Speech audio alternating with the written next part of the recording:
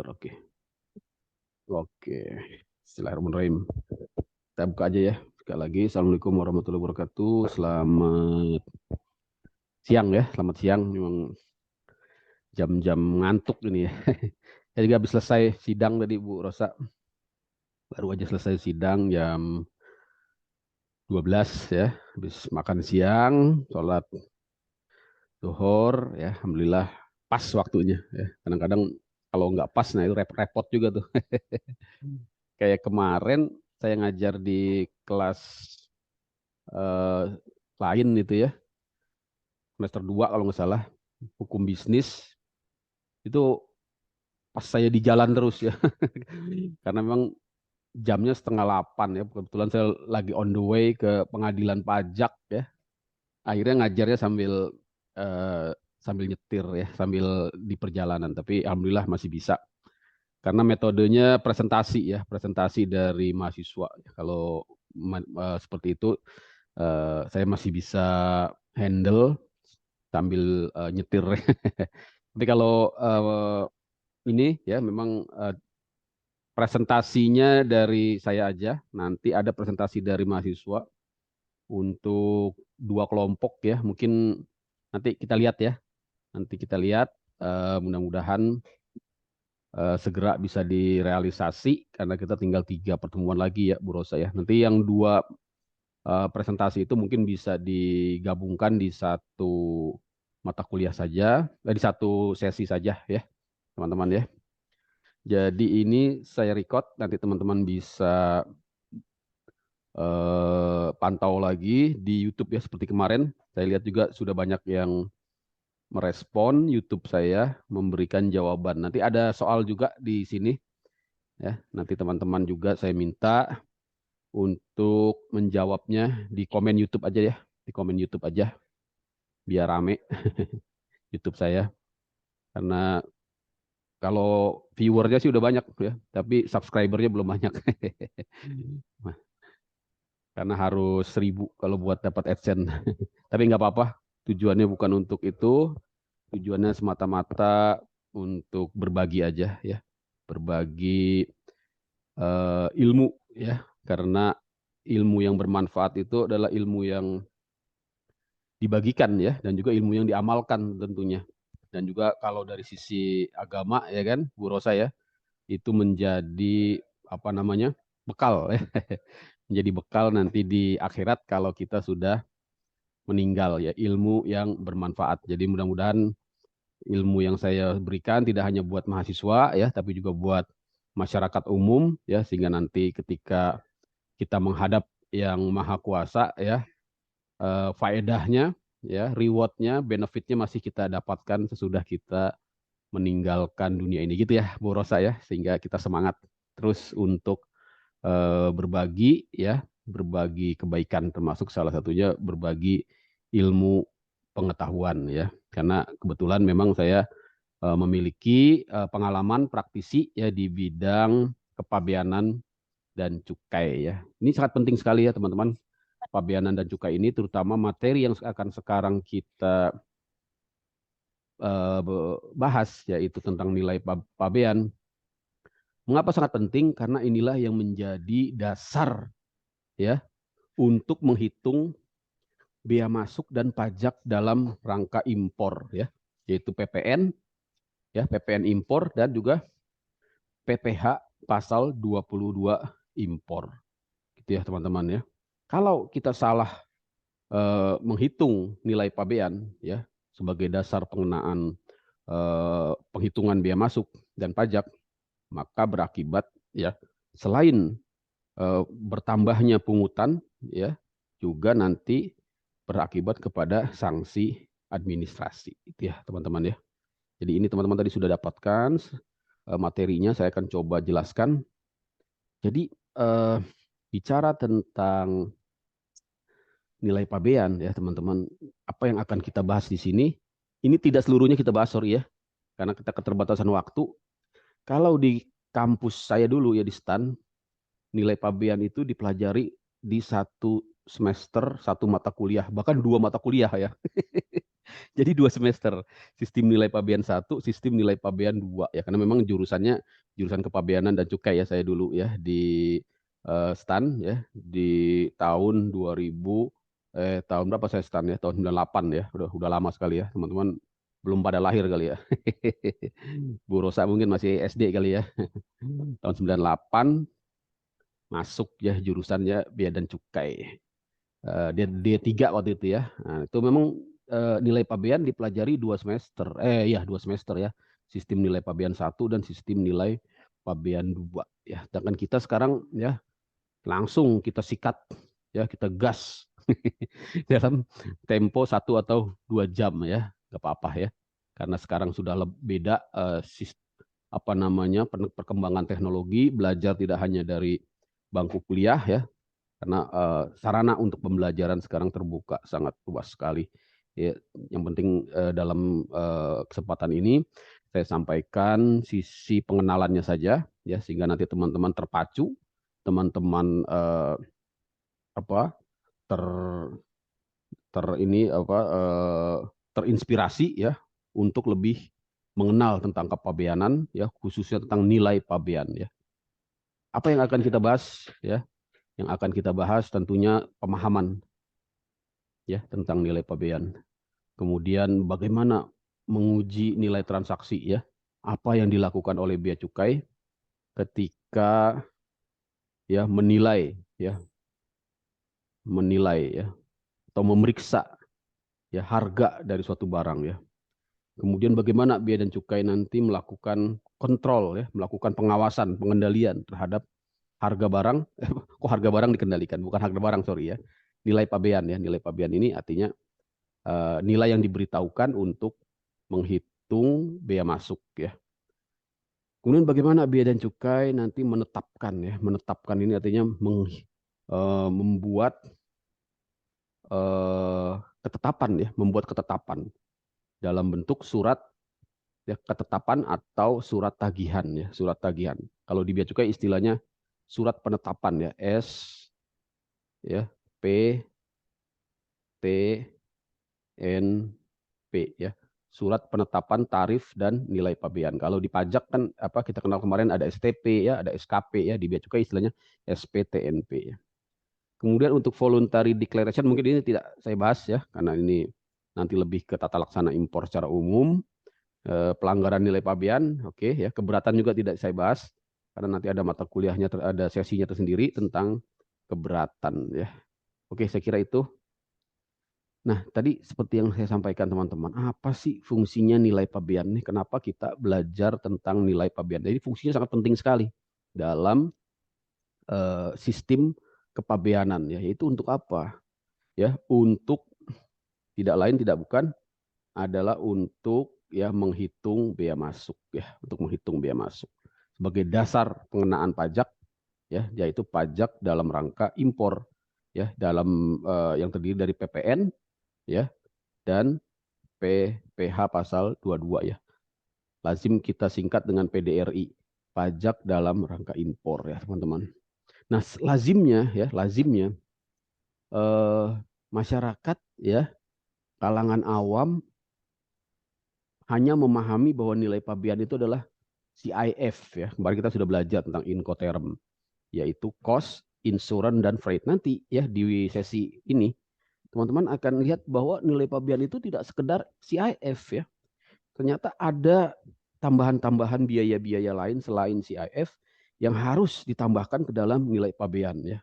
Nah, kalau ini tidak dipahami, maka akan berakibat nanti ketika dilakukan pemeriksaan oleh bea cukai ya dalam rangka audit, biasanya ketika audit pabean dan cukai itu akan terjadi kekurangan ya pemberitahuan nilai pabean dan berakibat pada kekurangan pembayaran bea masuk dan kekurangan pembayaran pajak, dan yang lebih parah akan mengakibatkan denda ya, atau sanksi administrasi yang nilainya ya bisa besar sekali ya, bisa mencapai 1000%. Ini ya teman-teman boleh cari di Undang-Undang Kepabeanan, ada denda yang sampai 1000% ya, ada denda yang sampai 1000%. Nanti kita lihat seperti apa sih denda sampai 1000%. 1000% itu kan gede banget ya, sampai 10 kali ya. Nanti Itu terjadi ya karena kesalahan pemberitahuan nilai pabean yang mengakibatkan kekurangan pembayaran biaya masuk yang selisihnya sampai di atas, kalau tidak salah sampai di atas 400% ya, 400 atau berapa ya, 400%. Kalau selisihnya sudah di atas 400%, maka dia kena denda maksimal sebesar 1000% ya teman-teman. Itu cara menghitung denda, nanti teman-teman juga harus pelajari ya. Nanti kita akan sama-sama pelajari ya. Kalau sekarang mungkin masih ngantuk-ngantuk ya, nanti tonton lagi YouTube-nya ya di waktu senggang ya, sambil ngopi atau sambil ya jalan-jalan ya, bisa dicek lagi bagaimana tentang nilai pabean dan penghitungannya, termasuk nanti penghitungan dendanya ya teman-teman ya. Nah, pertama sebelum kita pelajari lebih lanjut tentang nilai pabean ya teman-teman ya, untuk biaya dan cukai ya, kepabeanan. Di sini ada yang namanya sistem self assessment ya. Sistem apa? Sistem self assessment ya. Sistem self assessment ini sama dengan di pajak ya. Artinya di sini importir ya, dalam hal ini di bidang biaya dan di bidang kepabeanan itu memberitahukan ya, menghitung ya dan membayar sendiri ya, 3M ya. Sama ya di pajak juga ya, menghitung sendiri ya, bayar sendiri ya, lapor sendiri ya, kayak lagunya siapa tuh, Caca Handika ya, makan sendiri gitu ya. Tidur sendiri gitu ya teman-teman ya. Itu lagu dangdut ya, ini nggak ada yang suka dangdut lah ya. Kalau zaman saya masih lumayan dangdut tenar ya. Sekarang kayaknya uh, sukanya apa sekarang, K-pop ya. Jadi self assessment tuh begitu ya teman-teman ya. Nah nanti baru bentuknya apa self assessment ini teman-teman? Ini bentuknya dalam bentuk import declaration. Kemarin teman-teman kalau lihat YouTube saya ya, sudah saya kasih contoh yang namanya PIB ya, pemberitahuan impor barang ya, atau PIB. Apa yang diberitahukan di PIB ya? Yang diberitahukan di PIB kemarin sudah lihat ya kolom-kolomnya, tentunya adalah jumlah dan jenis barang ya, uraian barang berupa kualitas, spesifikasi teknik ya, dan juga tarifnya ya. Ini importir sendiri yang menentukan ya, termasuk harga barang ya. Jadi ini importir sendiri yang menentukan, bea dan cukai ya, hanya memeriksa ya, hanya memeriksa. Nah, di sini ada satu konsep dari nilai pabean yang harus teman-teman pahami. Kenapa kemudian bea dan cukai melakukan koreksi ya, melakukan penetapan ya terhadap harga suatu barang impor. Mengapa? Ya, karena di sini ada prinsip bahwa harga barang impor ya, itu hanya pembeli dan eksportir yang tahu ya, serta Tuhan tentunya ya, serta Tuhan yang pasti eh, paling tahu gitu ya.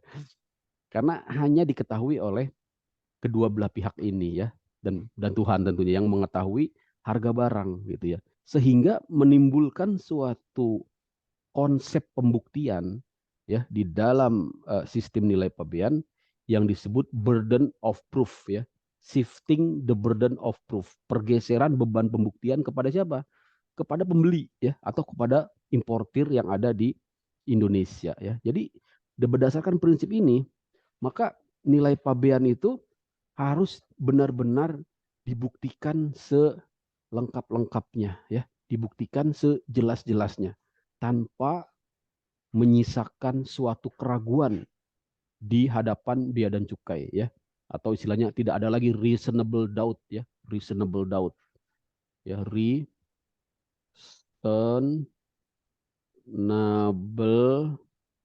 ya, nanti ada kata-kata reasonable doubt ini di slide-slide berikutnya. Reasonable doubt ya, tidak ada lagi kerugian, keraguan ya, harus benar-benar yakin ya, beyond reasonable doubt ya. Jadi selama masih ada keraguan, maka di sini akan menimbulkan koreksi ya.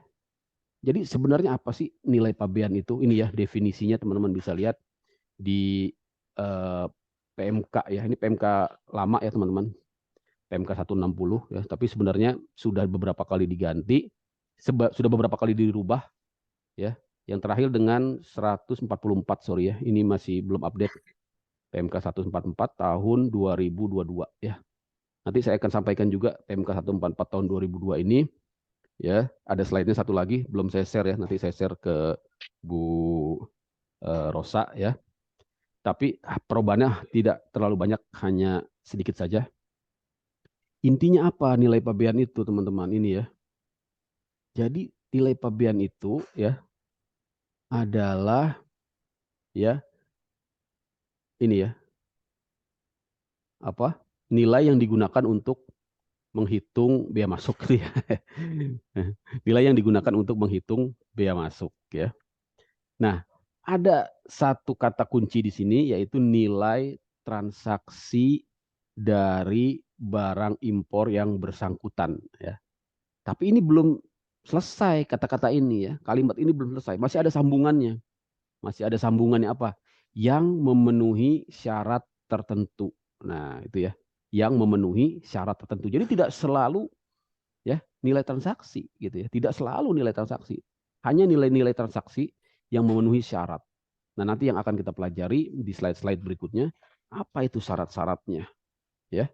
Kalau syarat-syarat itu tidak terpenuhi mengakibatkan nilai transaksi atau nilai yang diberitahukan ya dikoreksi oleh bea cukai. Ya, teman-teman semua ya. Dari mana asal muasal definisi ini? Ternyata ya ketentuan di dalam nilai pabean itu ya tidak lain adalah adopsi ya ataupun implementasi dari yang namanya artikel 7 GATT ya, artikel 7 dari GATT ya, General Agreement on Tariff and Trade itu ya, teman-teman ya. Jadi ini terjemahan ya, terjemahan dari artikel 7 sebenarnya ya. Custom value of imported goods ya means the value of goods ya for purpose of levying ad valorem duty of custom on imported goods ya. Dijelaskan lebih lanjut ya di artikel 7 GATT ini ya mengatakan bahwa the custom value ya nilai pabean of imported good barang impor shall be transaction value ya shall be transaction value gitu ya teman-teman ya. Tapi di sini ya harus dilihat ya bahwa transaction value ini tidak mutlak ya, tidak mutlak. Kenapa? Karena di penjelasan ya dari pasal 1 artikel 7 GATT ya di sini dikatakan bahwa ya whenever the condition prescribed therein are fulfilled, selama ya kondisi ya persyaratannya terpenuhi. Itu ya teman-teman, ini yang harus dipahami karena ini banyak yang tidak paham atau pura-pura tidak paham ya padahal barangnya itu tidak memenuhi persyaratan nilai transaksi ya, misalnya barang tersebut adalah barang barang titipan ya, barang titipan itu maksudnya konsinyasi ya, barang tersebut ada persyaratan-persyaratan yang tidak terpenuhi ya, misalnya ada pembatasan pemakaian ya, ada hubungan yang mempengaruhi harga ya, harusnya itu tidak bisa menggunakan ya nilai transaksi, harus menggunakan nilai lainnya ya, istilahnya nilai lainnya atau dalam istilah kepabeanan disebut dengan metode alternatif ya selain metode nilai transaksi. Itu ya teman-teman ya. Ini menarik sebenarnya ya. Ini kira-kira tertarik nggak nih? Ya karena jarang yang paham tentang nilai pabean ini ya, dan potensi sengketanya juga sangat banyak ya. Kemarin saya sampaikan di pengadilan pajak itu salah satu jenis sengketa yang paling banyak adalah sengketa nilai pabean ya. Kenapa bisa terjadi sengketa? Yaitu tadi ya, karena yang paling mengetahui tentang nilai transaksi adalah importir dengan eksportir ya. Sehingga bea dan cukai ketika melakukan koreksi ya, nah ini memang akan banyak menimbulkan sengketa ya, karena di mata importir dan eksportir mungkin mereka merasa sudah benar gitu ya, merasa sudah tepat memberitahukan harga, kok dikoreksi oleh bea dan cukai. Nah permasalahannya kenapa? Permasalahannya karena pembuktiannya yang tidak meyakinkan. Pembuktiannya yang tidak meyakinkan. Kenapa pembuktiannya tidak meyakinkan? Ya, tidak disampaikannya bukti-bukti yang cukup, ya, seperti bukti bayar, ya, pembukuan, ya, bahkan Bea dan Cukai mensyaratkan sampai ke bukti yang namanya, ya, bukti penjualan dan juga bukti perpajakan, ya. Kok sampai ke situ Bea Cukai minta buktinya? Ya itu ya, karena kan yang paling tahu tentang nilai transaksi adalah importir dan eksportir, ya. Sehingga ya silakan dibuktikan harga tersebut, ya. Nah, itu nanti sebelum sampai ke sana, ya, kita jelaskan dulu apa itu namanya nilai pabean, yaitu tadi nilai transaksi, ya. Tapi nilai transaksi ini tidak mutlak tadi ya saya katakan. Sepanjang memenuhi persyaratan. Sepanjang memenuhi persyaratan. Apa itu persyaratannya ini ya? Di bawah ini ada 1, ya, 2, 3, 4, ya, ada 4 persyaratan. Yaitu tidak ada pembatasan dari pemakaian, ya. Jadi harus bebas. Intinya nilai transaksi itu harus nilai transaksi yang terjadi di dalam kondisi persaingan bebas, ya, free market competition, ya. Bukan harga yang ditentukan oleh satu pihak, ya, bukan harga yang dari perdagangan yang dibatasi, ya, atau ada persyaratan atau pertimbangan terhadap barang-barang tersebut yang mengakibatkan nilai pabeannya tidak bisa ditentukan dengan nilai transaksi, ya, atau ada biaya-biaya berupa prosit yang tidak dapat dihitung, ya. Kemudian juga terdapat hubungan yang mempengaruhi harga. Itu ya teman-teman. Jadi intinya apa? Intinya nilai transaksi ini hanya nilai transaksi yang benar-benar terjadi dalam kondisi persaingan bebas, ya, free market competition, ya, value. Bukan tadi harga yang dikondisikan, ya, bukan juga harga yang sebenarnya berupa transfer pricing gitu ya, bukan juga harga yang terjadi karena adanya hubungan istimewa gitu ya teman-teman ya. Bagaimana cara cara mengetahuinya? Nanti Bea dan Cukai menggunakan yang namanya uji kewajaran, ya, uji kewajaran atau tes value, ya, tes value. Nah, tadi yang sebenarnya yang saya sampaikan, nilai transaksi itu apa sih? Ya, kalau Bea dan Cukai menggunakan nilai transaksi, maka yang dimaksud dengan nilai transaksi itu adalah harga yang sebenarnya, ya, atau seharusnya dibayar. Jadi ada dua ya, price actually paid atau payable, ya. Price actually paid atau payable. Harga yang sebenarnya atau yang seharusnya dibayar ya, teman-teman ya. Kepada siapa? Dibayar kepada siapa? Dibayar kepada penjual. Ya. Dibayar kepada siapa? Kepada penjual. Ya. Atas apa? Atas barang yang dijual. Jadi setiap frase kata-kata di dalam definisi ini mengandung konsekuensi bahwa harga tersebut memang harga yang bersifat limitatif ya. Artinya tidak semua harga ya transaksi ya bisa dijadikan nilai pabean, hanya yang benar-benar dibayar ya dan memenuhi apa? Memenuhi ini ya 4 kriteria ini. Tidak terdapat pembatasan, tidak terdapat persyaratan, tidak terdapat prosit yang yang tidak dapat dihitung ya pada saat impor, dan juga tidak terdapat hubungan antara penjual dan pembeli yang mempengaruhi harga. Nah, kemudian bicara tentang nilai transaksi ini seolah-olah rumit sekali ya, nggak apa-apa ya. Minimal teman-teman paham dulu, oh nilai transaksi, nilai pabean ternyata nggak sesimpel itu ya. Memang untuk mendalaminya ini butuh waktu ya. Saya sendiri dulu waktu kuliah di STAN ya sampai 2 mata kuliah ya, nilai pabean 1 dan nilai pabean 2 ya. Karena memang ini rumit sekali ya. Karena ternyata selain dari nilai transaksi ada lagi yang namanya disebut dengan biaya-biaya penyesuaian ya atau adjustment ya. Adjustment value, yaitu biaya-biaya yang harus ditambahkan kepada harga sebenarnya atau harga yang seharusnya dibayar ya, price actually paid or payable. Apa itu? Di sini ada 8 ya. 1 komisi penjualan ya. Komisi penjualan ya teman-teman. Jadi komisi yang dibayar oleh penjual. Tapi kalau komisi pembelian tidak termasuk. Nah, ini jangan sampai ketuker. Ini biasanya sering keluar di ujian ahli kepabeanan ya. Kalau teman-teman mau mengambil ahli kepabeanan, ini pastikan komponen dari nilai transaksi berupa komisi penjualan saja yang ditambahkan ke dalam nilai transaksi ya, sedangkan komponen berupa komisi pembelian tidak ditambahkan ke dalam nilai transaksi ya. Itu ya teman-teman ya. Bentar ya, ada ini dikit. Ada WhatsApp penting nih. Sambil ngopi enak nih. Ngantuk.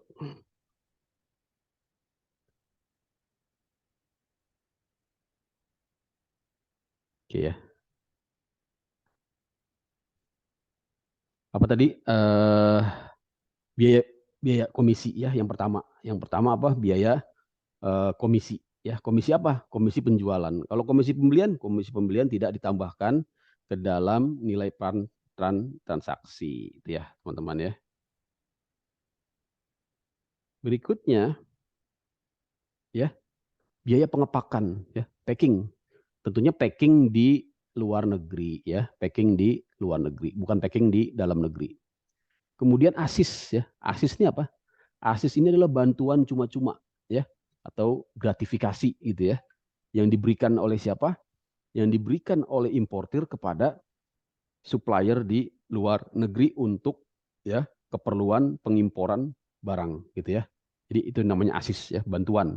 Ya namanya ASIS kita bisa pahami ya. ASIS itu berasal dari kata asisten ya, saya kira ya, asisten ya. Yaitu bantuan yang diberikan secara cuma-cuma ya, secara gratis ya, atau gratifikasi ya. Gratifikasi ini bukan istilah gratifikasi suap di korupsi bukan ya, tapi istilah apa, pemberian kenikmatan ya, pemberian kenikmatan, pemberian bantuan kepada eksportir di luar negeri dalam rangka kegiatan impor. Ini kalau ada harus ditambahkan ke nilai pabean ya, harus ditambahkan ke nilai transaksi ya teman-teman ya. Berikutnya royalti ya. Nah, ini juga yang banyak menimbulkan sengketa di bea cukai, yaitu royalti dan biaya lisensi. Ini kalau ada biaya, kemarin kita sudah belajar tentang bukan kelas ini ya, kelas yang lain, kelas hukum hukum bisnis ya, terkait dengan barang-barang yang mengandung HKI ya, hak kekayaan intelektual atau IP ya, intellectual property right ya, IPR.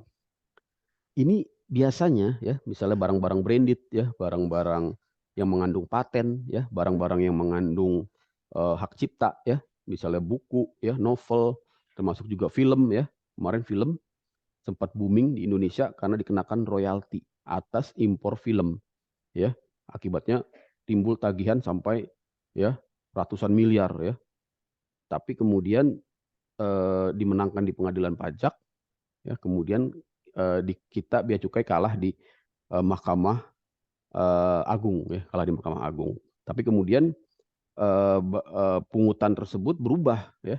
Pungutan atas bea masuknya berubah, tidak lagi berdasarkan ad valorem tapi berdasarkan tarif bea masuk yang bersifat spesifik ya. Kemarin teman-teman kalau masih ingat bedanya ad valorem dengan spesifik apa? Kalau ad valorem itu berdasarkan persentase ya, atas nilai. Kalau spesifik itu berdasarkan nilai dari nilai rupiah dari jumlah ya satuan barang gitu ya teman-teman ya. Nah akhirnya untuk film ini ya, karena desakan dari importir film yang luar biasa ya, karena melibatkan bisnis perfilman dari negara adidaya ya, dalam hal ini Hollywood saya kira ya. Akhirnya si film ini yang tadinya bea masuknya ad valorem, dia berubah menjadi bea masuk spesifik ya. Artinya kalau sudah bea masuk spesifik, kita tidak lagi berbicara nilai pabean ya, karena kalau nilai pabean ini ya hanya digunakan untuk ya penghitungan bea masuk dalam kondisi ya tarif bea masuk ad valorem ya. Kalau bea masuknya spesifik maka tidak lagi menggunakan nilai pabean, tapi cukup menggunakan satuan barang ya. Nah, karena bea masuk atas film itu menggunakan dirubah menjadi spesifik satuan barang, akhirnya ya nilai pabean termasuk royalti tidak dapat ya, tidak perlu lagi dihitung gitu ya teman-teman. Dan untuk film itu akhirnya tarifnya menjadi rendah sekali ya. Jadi tarifnya tuh per menit gitu ya. Per menit itu kalau nggak salah berapa ya? Hanya sekian puluh ribu gitu ya. Akibatnya dalam satu pengimporan itu ya negara ya, dalam sektor bea masuk hanya mendapat sedikit sekali ya, tidak sampai jutaan ya, di bawah 1 juta kalau saya tidak salah ya. Padahal kalau dia menggunakan sistem yang lama, menggunakan tarif ad valorem ya, kita bisa sampai dapat ya miliaran ya dari keuntungan bisnis film karena adanya pembayaran royalti kepada importir kepada supplier film di luar negeri ya, yang itu merupakan bagian dari pengenaan bea masuk ya teman-teman. Ini pelan-pelan nanti teman-teman pelajari ya, bisa cek lagi di YouTube ya. Kalau sekarang kayaknya kok kayak kurang jelas ini ya. Kalau mau lebih jelas lagi nanti cek lagi. Ya teman-teman. Kemudian prosit ya, prosit teman-teman ya. Prosit ini apa? Prosit ini tadi sudah saya sampaikan ya, merupakan bagian dari keuntungan ya atau pendapatan ya yang masih harus diserahkan oleh pembeli kepada penjual setelah pengimporan ya. Di sini ada nih definisinya. Prosit itu apa? Penghasilan ya, keuntungan ya atau pendapatan ya yang harus diserahkan kepada oleh pembeli kepada penjual. Kalau ada suatu barang mengandung prosit, maka prositnya ini harus tambahkan itu ya, harus ditambahkan ke dalam nilai pabean. Nah, dia tidak kalau dia tidak bisa dihitung, tidak bisa ditentukan, baru dia menggunakan metode yang nanti kita sebut sebagai metode alternatif ya. Artinya nilai transaksi tidak dapat digunakan ya, teman-teman ya. Terakhir, kok terakhir belum. Biaya nomor berapa nih? Nomor 2, nomor 3 asis, nomor 4 royalti, nomor 5 prosit ya, nomor 6 biaya pengangkutan ya, freight ya. Nomor 7 biaya pemuatan dan pembongkaran. Ini juga masih masuk ke dalam komponen freight. Yang terakhir 8 biaya asuransi. Nah, untuk biaya-biaya yang nomor 6, 7 dan 8 ini bersifat ya, bersifat apa teman-teman? Kalau berdasarkan ketentuan dari artikel 8 GATT ini bersifat opsional ya, opsional tergantung kebijakan dari masing-masing negara apakah memasukkan komponen biaya freight, biaya bongkar dan muat dan biaya asuransi ke dalam nilai pabean. Untuk Indonesia ya berdasarkan peraturan Menteri Keuangan nomor 160 tahun 2010, maka komponen berupa biaya pengangkutan, biaya pemuatan, biaya pembongkaran termasuk biaya asuransi dia masuk ke dalam nilai pabean. Makanya disebut dengan nilai CIF ya. Ya teman-teman ya. Tapi di negara lain ya yang wajib itu hanya komponen 1 sampai 5 ya, yaitu komisi ya, komisi penjualan, biaya pengepakan, asis, royalti dan prosit. Sedangkan yang tadi komponen nomor 6, 7, 8 tidak wajib ya. Makanya Indonesia menggunakan sistem CIF ya. Tapi CIF plus plus ya, karena selain CIF tadi ada yang namanya komisi ya, yang namanya biaya pengepakan, biaya asis ya, biaya royalti, biaya prosit ya teman-teman ya. Itulah gambaran umum dari nilai transaksi yang dapat saya sampaikan. Inilah yang harus bisa ditentukan ya ketika kita melakukan importasi, karena biaya-biaya ini nanti ya akan dikalkulasi kemudian nanti digunakan untuk menghitung apa? Untuk menghitung bea masuk ya teman-teman ya. Jelas ya sampai sini ya. Berikutnya komponen nilai transaksi ya, komponen nilai transaksi ya. Komponennya artinya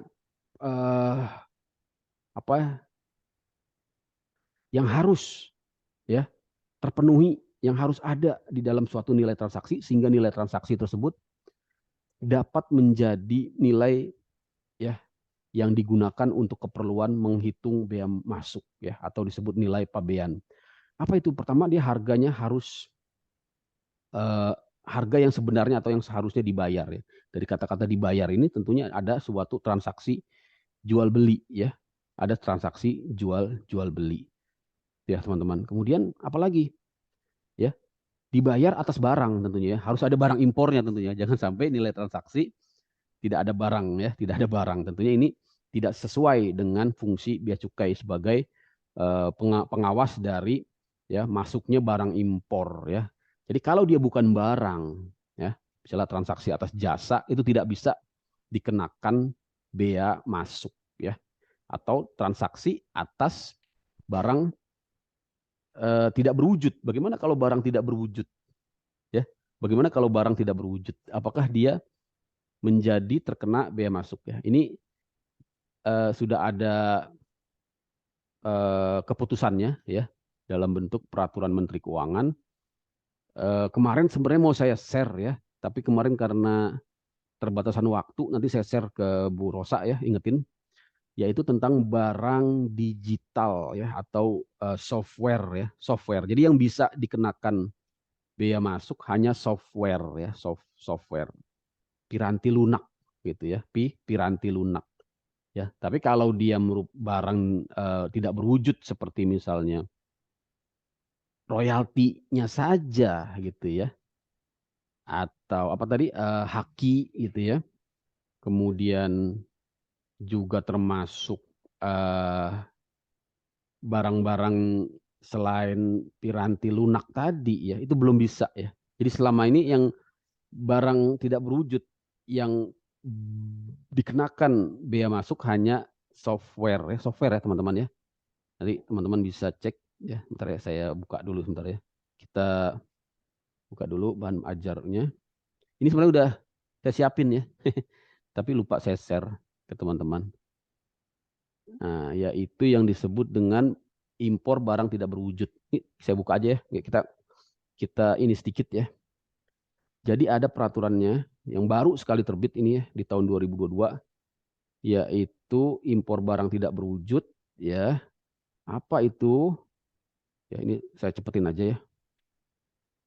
Yang dimaksud dengan impor barang tidak berwujud yaitu piranti lunak ya, piranti lunak dan barang digital lainnya yang ditransmisikan secara elektronik. Jadi ini ya sudah ada pos tarifnya, tapi memang tarifnya masih 0% ya teman-teman ya. Tarifnya masih 0%. Makanya ini sebenarnya hanya untuk di tahap awal ini hanya untuk keperluan statistik saja sebenarnya, statistik perdagangan ya. Karena biaya masuknya 0 ya teman-teman. Dan juga dia tidak dikenakan lagi PPN impor ya, tidak dikenakan PPN impor. Kenapa dia tidak dikenakan PPN impor? Karena nanti yang mengenakan adalah dari Direktorat Jenderal Pajak. Ini ya teman-teman ya. Jadi teman-teman lihat di sini. Ini nanti slide-nya saya kasih ke teman-teman ya lewat Bu Rosa. Nah, saya kira ini aja nih langsung ke slide ini ya. Jadi dengan adanya PMK 190 ya tahun 2002 ya, kalau ada suatu importasi barang digital tadi ya dan berupa piranti lunak tadi ya, berupa piranti lunak dan lain-lain ya, di sini dengan berlakunya PMK 190 tahun 2002 ini ya, maka bea masuknya ya dikenakan ya, wajib diberitahukan. Wajib diberitahukan, bea masuk dikenakan tapi tarifnya 0 ya, tarifnya 0%. Jadi dia hanya wajib memberitahukan saja ya. Hanya wajib memberitahukan saja. Nah, sebelumnya karena belum diatur dalam PMK ya, maka impor barang digital sebelum tahun 2022 dia juga tidak diberitahukan ya. Misalnya ada software yang di-download ya oleh perusahaan, kemudian ada pembayaran, itu tidak perlu diberitahukan. Tapi sekarang dengan adanya PMK 22 ini dia dapat diberitahukan ya. Tapi pemberitahuannya berbeda dengan pemberitahuan barang impor secara umum ya, karena dia menggunakan pengecualian ya, kekhususan, yaitu diberitahukan dalam jangka waktu 30 hari ya, 30 hari sesudah proses pengimporan atau proses transaksi ya, paling lambat 30 hari ini ya, terhitung sejak tanggal pembayaran. Jadi dihitungnya dari tanggal transaksi, dari cut off-nya itu transaksi ya, pembayaran ya, pembayaran. Jadi kalau ada pembayaran atas barang digital ya, berupa piranti lunak dan lain-lain ya, 30 hari diberikan kesempatan untuk membuat pemberitahuan impor barang ya. Jadi cuma pemberitahuan saja. Kenapa? Karena biaya masuknya 0. PPN-nya pun tidak dipungut oleh bea cukai ya. Jadi dikatakan bahwa kalau sebelum PMK 190 tahun 2002 itu PPN-nya ya dikenakan ya, dikenakan. Sorry ya. Ya, PPN-nya dikenakan oleh bea cukai kalau bea cukai mendapatkan informasi melalui audit ya, melalui audit. Ini melalui proses audit ya. Jadi sebelum pas PMK 190. Tapi sesudah PMK 90 ini sudah tidak lagi ya. Bea cukai tidak lagi mengenakan menagih PPN atas barang impor tidak berwujud ini gitu ya. Begitu juga atas PPh pasal 22 ya, impornya gitu ya.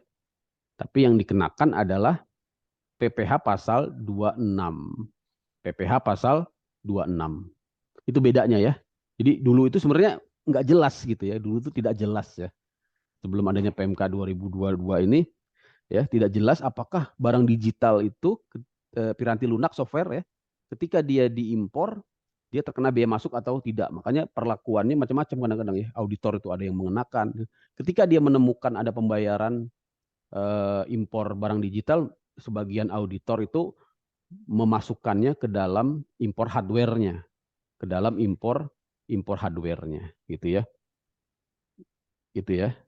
Nah, tapi sekarang tidak ya, sekarang tidak karena itu terpisah, hardware-nya sendiri, software-nya sendiri ya. Kalau dulu itu otomatis dimasukkan ke dalam hardware-nya, ya, sehingga nanti tarifnya tarif dari hardware ya, misalnya tarif komputernya gitu ya, atau tarif piranti kerasnya apa, tarif CD-nya ya, misalnya dia memasukkannya dulu dengan CD, sekarang kan sudah tidak ada lagi yang pakai CD ya, jadi semuanya sudah menggunakan aplikasi, sudah menggunakan sarana internet itu teman-teman ya. Jadi itu teman-teman pelajari ya, dicatat tentang perkembangan atas impor barang digital dari aspek pemungutan bea masuknya. Jadi kesimpulannya apa? Kesimpulannya untuk barang digital ini dia dikenakan biaya masuk tapi tarifnya nol ya, sehingga pada praktiknya hanyalah untuk keperluan statistik saja ya, untuk keperluan statistik saja. Bahkan PPN-nya pun tidak dipungut oleh bea cukai, tapi nanti yang memungut adalah Direktorat Jenderal Pajak yang disebut dengan PPN atas pemanfaatan BKP tidak berwujud. Jadi kalau bea cukai dalam proses audit nanti menemukan adanya PPN atas pemanfaatan BKP tidak berwujud yang tidak diberitahukan, ya nanti bea cukai akan meneruskannya ke DJP. Saya kira itu ya, tapi memang ini belum implement, walaupun sudah ada PMK-nya, tapi pelaksanaannya dalam bentuk tagihan atau dalam bentuk audit ya, saya belum menemukan. Jadi ini masih baru banget, masih fresh from the oven. Nanti teman-teman bisa jadikan ini sebagai sarana penelitian, riset bagaimana implementasi dari pengenaan bea masuk atas impor barang tidak berwujud yang baru saja di launching di PMK 190 tahun 2022. Ya, teman-teman ya. Ini mohon izin sebentar, saya mau ke belakang sebentar nih. Agak ini apa namanya? Ada gitu deh. Ntar ya teman-teman ya. Saya ini dulu apa namanya? Pause dulu nih. Pausing. Oke, saya lanjut. Gimana, menarik nggak nih masalah nilai pabean barang digital ya? Kalau menarik tangannya gini-gini ya. Goyang-goyang ke atas. Ya, menarik ya. Tapi memang saya kira susah dipahami ya, karena memang berat ya sebenarnya. Tadi itu saya sampaikan teman-teman ya. Saya aja dulu 2 semester nggak ngerti-ngerti gitu ya. Apalagi ini teman-teman ngegas satu pertemuan ya. Tapi makanya nanti yang penting teman-teman paham dulu betapa rumitnya. Sebenarnya nggak terlalu rumit ya dibandingin hitung-hitungan pajak, lebih rumit pajak ya. Tapi minimal ada kekomplekan ya. Ada sedikit apa namanya detil-detil yang harus teman-teman paham tentang nilai pabean. Nanti untuk lebih jelasnya lagi teman-teman bisa tonton lagi di YouTube saya ya. Kapan-kapan penasaran gitu, oh dulu Pak Ardi pernah ngomong gini, saya cek lagi deh di YouTube. Nah, enak ya. Teman-teman bisa akses terus media pembelajarannya gitu ya, teman-teman ya. Jadi ini untuk barang digital saya kira sudah cukup saya jelaskan. Jadi kita kembali lagi ke mana tadi? Ke ini ya. Sorry. Mana sih tadi? Nah, nilai pabean ya. Jadi atas barang, termasuk di dalamnya barang digital. Ini ya, ini baru nih, fresh banget ya. Fresh from the open. Barang di digital. Dasarnya apa tadi? PMK 190 ya. PMK 190 tahun berapa? Tahun 2022 ya. PMK 90 tahun 2022 ya, teman-teman ya. Kemudian apa nilai transaksi itu? Harus memenuhi syarat ya, harus memenuhi syarat ya. Syaratnya ada berapa tadi? Ada 4 ya. Tidak ada pembatasan, tidak ada apa tadi? Tidak ada pembatasan, tidak ada pertimbangan yang mempengaruhi harga, tidak ada prosit yang tidak dapat ditambahkan ya, dan terakhir tidak ada hubungan istimewa yang mempengaruhi harga gitu ya. Kemudian apalagi di dalam nilai transaksi ini? Harus merupakan transaksi penjualan. Jadi ya tidak boleh hanya transaksi barter atau transaksi konsinyasi ya, barang titipan, tidak boleh transaksi intermediari ya. Intermediari itu apa sih? Intermediari itu sebenarnya bukan nilai transaksi. Dia adalah transaksi jasa sebenarnya ya. Biasanya itu transaksi under name ya. Jadi sebenarnya tidak ada transaksi atau transaksinya dilakukan oleh orang lain ya. Yang transaksi yang terjadi itu hanya berupa transaksi jasa impor ya. Apakah ini bisa membatalkan nilai pabean? Bisa ya kalau yang diberitahukan hanya komponen jasanya saja gitu ya. Tapi kalau yang diberitahukan seluruhnya ya dan harganya tersebut harga yang wajar ya, harga yang sesuai dengan nilai transaksi, maka dia tetap diakui sebagai nilai transaksi ya. Pelan-pelan nih teman-teman ya. Ini Pak Ardiansyah ngomong apa sih? Nggak jelas Pak. Nanti aja ditonton lagi di YouTube-nya. Yang terakhir, nilai transaksi adalah nilai yang ditambahkan dengan tadi ya 8 jenis biaya ya. Masih ingat tadi ya, biaya pengepakan biaya komisi ya, komisi pembelian, biaya prosit ya, biaya apalagi tadi saya lupa ya. Ini ada 8 ya. Komisi penjualan, biaya pengepakan packing ya, asis ya, royalti, prosit, pengangkutan ya, pemuatan, pembongkaran dan asuransi ya. Ini banyak banget Pak, pusing Pak. Ya emang gitu ya. Makanya dipelajari di kampus ya, biar lebih cepat di usia muda teman-teman sudah langsung bisa mengakses ya ilmu kepabeanan dengan lebih cepat gitu ya. Saya kira itu teman-teman ya. Jadi untuk nilai pabean ada yang namanya adjustment ya. Adjustment itu apa? Ya, penambahan ya, penambahan atau penyesuaian dari nilai transaksi karena ternyata tidak hanya nilai dari harga barang tersebut ya harus juga ditambahkan dengan ya biaya-biaya yang harus ditambahkan ke dalam nilai transaksi. Apa itu? Tadi ya sudah saya katakan ada 8 ya. Dari 8 jenis biaya itu ada 2 dikategorikan ke dalam 2 tipe ya, yaitu yang wajib.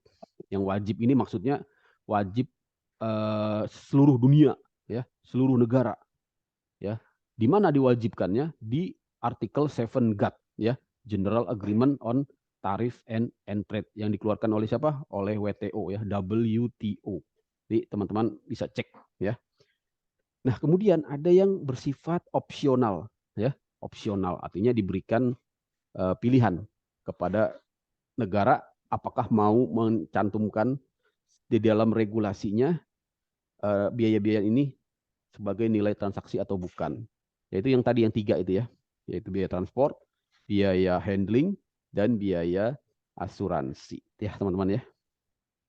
Kemudian untuk ASEAN termasuk Indonesia tadi ya, sudah memasukkan 3 jenis biaya ini, freight dan insurance ya, ke dalam nilai pabean sehingga menjadikannya nilai CIF. Tapi tidak hanya CIF karena ada biaya lain selain CIF yaitu yang ini ya. Nah, ya. Jadi seperti saya katakan nilai pabean itu tidak hanya CIF tapi juga CIF plus plus ya, CIF plus plus. Itu ya teman-teman ya. Apa? CIF plus plus ya. Nah, bagaimana untuk menghitung nilai pabean dengan berbagai biaya-biayanya ini? Ini harus menggunakan yang disebut dengan bukti nyata ya atau objektif ya, objektif and quantifiable ya, bukti nyata dan terukur ya, objektif dan terukur ya, disingkat BANDOT ya kalau di Indonesia disingkatnya BANDOT, bukti nyata ya, BAN ya, bukti nyata ya, objektif dan terukur ya, disingkat BANDOT. BANDOT mah itu ya, apa kalau orang Jawa bandot itu ya, kambing sebenarnya. Bahasa Jawa apa bahasa apa tuh bandot itu? Ya. Singkatannya bukti nyata ya, bukti nyata, objektif dan terukur ya. Itu sebenarnya terjemahan dari bahasa Inggris ya ini ya. Apa? Objective and quantifiable ya data ya. Ya teman-teman. Tanpa ada bukti nyata dan objektif dan terukur ini, maka nilai transaksi plus ya, nilai-nilai adjustment ini tidak dapat digunakan sehingga nanti akan menggunakan metode alternatif yang disebut dengan metode 2 ya sampai dengan metode 6 sesuai dengan hierarkinya. Nah, itu ya. Jadi kalau metode nilai transaksi di bea cukai ya itu disebut dengan metode 1 ya, metode 1 ya. Kalau teman-teman biasa nanti lihat sidang-sidang di pengadilan pajak tentang bea cukai, biasanya hakim nanya, ini pakai metode berapa? Metode 63. Nah, kalau kita biasa gitu ya, 63. Wah, hakim udah tahu ya, orang bea cukai sudah tahu 63 itu berarti metode ya barang serupa yang diterapkan secara ya fleksibel gitu ya. Metode 64 ya, metode 64 itu berarti metode harga pasar yang diterapkan secara fleksibel gitu ya. Ini memang pelan-pelan ya, tapi nanti kalau teman-teman dalami ya, ini sebenarnya sangat sangat menarik ya, karena mengandung suatu kekhususan dari ilmu kepabeanan ya yang bersifat praktis ya teman-teman. Nah ini nilai transaksi ya PAPP, intinya PAPP ya, price actually paid or payable ya teman-teman ya. Jadi apa itu price actually paid or payable? Di sini dijelaskan di mana dijelaskannya di paragraf 7 aneks 3 dari WTO Valuation Agreement ya. Jadi ini sebenarnya WTO Valuation Agreement ini merupakan ya produk hukum yang dikeluarkan oleh WTO ya pada tahun 1994 ya dalam rangka apa harmonisasi ya interpretasi dan pemahaman atas artikel 7 GATT ya WTO Valuation Agreement. Itu sudah diratifikasi ya dan sudah diadopsi oleh Bea Cukai Indonesia di dalam PMK Peraturan Menteri Keuangan ya teman-teman ya. Jadi apa yang dimaksud dengan paid actually paid ya or payable ini ya di sini adalah dikatakan sebagai total payment ya total payment. Total payment yang dilakukan ya made ya or to be made ya by the buyer ya di sini ada ya for the benefit of the seller ya. Makanya di sini tadi masuk di dalamnya nilai asis ya, masuk di dalamnya nilai profit, masuk di dalamnya nilai royalti karena masih dalam rangka for the benefit of the seller. Gitu ya, teman-teman. Tapi tetap tentunya harus harus terkoneksi dengan apa? Dengan imported goods ya. Harus merefer kepada barang-barang impor ya. Karena bisa saja ada pembayaran ke luar negeri, ada pembayaran ke supplier, ada pembayaran ke ekspor, tapi tidak terkait dengan barang impor ya. Misalnya bayar utang karena apa ya? Selain barang impor ya mungkin ada hubungan transaksi-transaksi lainnya ya. Biaya-biaya yang tidak sama sekali terkait dengan impor. Memang harus dipastikan itu adalah biaya-biaya yang terkait dengan barang impor ya teman-teman ya. Jadi biaya ataupun pembayaran itu bisa bersifat direct ya, bisa langsung, bisa juga indirect ya. Indirect artinya tidak langsung kepada si supplier, tapi melalui pihak ketiga dulu ya, yang disebut dengan indirect payment. Nah, ini memang nanti berat pembuktiannya ya, biasanya nanti menggunakan mekanisme post clearance audit. Ya, teman-teman.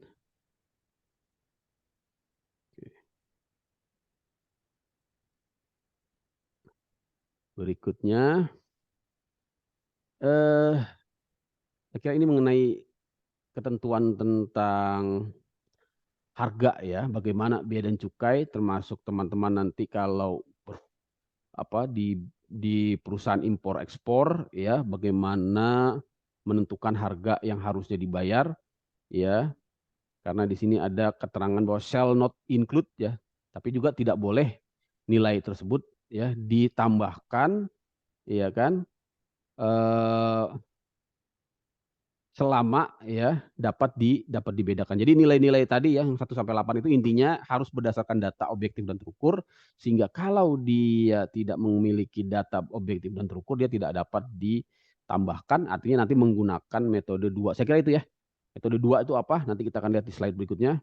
Ya, jadi biaya-biaya ini dalam rangka nilai transaksi. Selama nilai transaksinya masih digunakan, maka dia harus ditambahkan dengan biaya-biaya yang memang ada di dalam nilai transaksi ya, yaitu biaya komisi ya. Komisi apa? Komisi penjualan ya.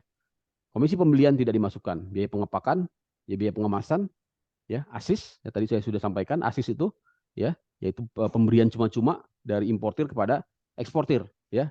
Untuk apa? Untuk produksi barang di luar negeri yang nanti akan dijual ke Indonesia, ya. Contohnya apa? Contohnya misalnya biasanya ini perusahaan-perusahaan untuk memproduksi ya komponen-komponen ya spare part untuk industri elektronik itu biasa dari Indonesia misalnya misalnya apa importir produsen di Indonesia mengirimkan ya bantuan ASIS berupa molding, biasanya molding ya atau berupa cetakan ya. Nah, molding ini dikirim ya. Nah, nanti tidak bayar, dikirim secara cuma-cuma dan molding ini harus ditambahkan ke dalam barang yang diimpor ya. Yang diimpornya itu apa? Biasanya spare part ya, bisa berupa apa namanya komponen-komponen elektronik ya, MCB ya kalau dia perusahaan apa membuat TV ya, membuat TV, membuat komputer ya dan lain-lain ya. Nanti dia harus ditambahkan nilai asisnya ini ke dalam barang yang diimpor. Bagaimana cara menambahkannya? Nanti ada berbagai macam metode. Ya, ada yang bisa ditambahkan langsung ke dalam barangnya dalam pengimporan yang pertama, ada juga yang didistribusikan ya ke dalam barang impornya. Biasanya ini menggunakan nanti metode bagaimana penyusutan dari barang tersebut ya, penyusutan atau apa ya penyusutan ya penyusutan dari barang berupa ASIS tersebut. Apakah dia menggunakan metode garis lurus ya dan seterusnya. Ini nanti terkait dengan bagaimana kebijakan akuntansi di perusahaan tersebut dan itulah yang akan digunakan untuk menghitung ASIS. Ini memang agak rumit ya teman-teman ya. Agak rumit ya. Tapi minimal teman-teman harus tahu bahwa ASIS ya dalam bentuk bantuan cuma-cuma yang diberikan kepada pihak penjual di luar negeri untuk keperluan produksi barang impor, dia adalah komponen dari nilai transaksi ya untuk ditambahkan ke dalam nilai pabean. Nah, ini ya. Ya, jadi ASIS itu bisa berupa material ya, bisa berupa cetakan tadi ya, misalnya molding ya, atau material yang dikonsumsi ya, misalnya apa yang dikonsumsi ya untuk barang-barang tersebut ya, misalnya menyuplai bahan baku ya dan seterusnya ya. Termasuk juga komponen dari ASIS ini ya, teknik ya, pengembangan desain ya. Makanya ini kadang-kadang apa namanya? Sedikit membingungkan dengan komponen lain yang disebut dengan royalti ya. Kadang-kadang di sini ya, auditor bea cukai ya. Auditor bea cukai pun terkadang suka bingung gitu ya, apakah ini masuk ke ASIS kalau sudah bertemu dengan technical assistant ya, menemukan yang namanya biaya bantuan teknis ya, biaya pengembangan, biaya desain, apakah ini royalti atau ini masuk ke ASIS gitu ya. Nah, ini kadang-kadang menentukannya juga sulit ya. Ini banyak menimbulkan sengketa ya di pengadilan pajak. Kenapa? Nanti ketika ini ditambahkan akan meningkatkan harga barang impor ya dan juga meningkatkan pungutan bea masuk dan pajak dalam rangka impornya. Itu ya teman-teman. Nah, berikutnya royalti dan biaya lisensi ya. Jadi ada dua di sini yaitu royalti dan biaya lisensi ya. Itu berupa pembayaran yang berkaitan dengan ya hak atas kekayaan intelektual ya. Minimal ada 3 ya, hak cipta, ya hak merek dan hak paten ya. Tapi ternyata yang namanya haki ya kemarin kita belajar di hukum bisnis kalau teman-teman masih ingat itu tidak hanya 3 saja ya, tidak terbatas di hak merek cipta dan paten, termasuk juga di dalamnya ya ada rahasia dagang, ya ada know-how, ya kan ada indikasi geografis, ya kan macam-macam ya. Termasuk juga tadi ya apa rahasia dagang dan know-how. Termasuk juga lisensi ya, lisensi ya. Lisensi untuk apa? Untuk menggunakan ataupun memproduksi ya barang-barang impor tersebut. Nah, selama ini ada biaya-biaya yang masih harus dibayar sesudah pengimporan, maka dia harus ditambahkan juga ke dalam nilai transaksi ya teman-teman ya. Ini memang menarik ya, teman-teman harus ingat. Jadi itu ya, dan royalti yang harus ditambahkan ke dalam nilai pabean ini tentunya ada persyaratan juga, tidak semua royalti, tapi harus royalti yang dibayar oleh importir.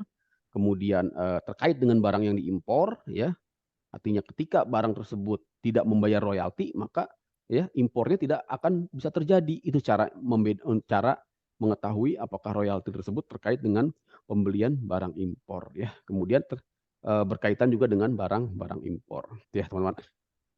Berikutnya proceed ya teman-teman, tadi saya sudah katakan apa itu proceed, yaitu bagian dari ya, bagian dari apa?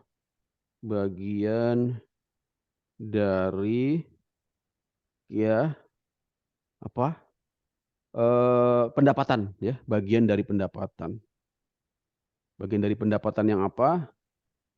Bagian dari pendapatan yang diperoleh, ya, oleh importir, ya, atau pembeli yang kemudian disampaikan secara langsung ataupun tidak langsung kepada eksportir. Dia prosit, ya.